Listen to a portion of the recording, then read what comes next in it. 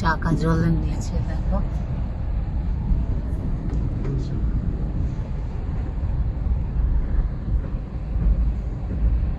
পরিষ্কার করে না বাইকগুলো।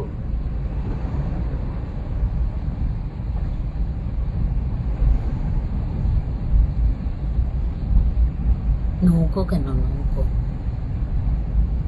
পুরী যাওয়ার মতন লাগছে। স্পিড বোট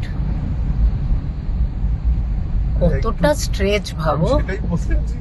একটু জায়গা হলো ঠিক আছে, এই স্ট্রেচটা পুরো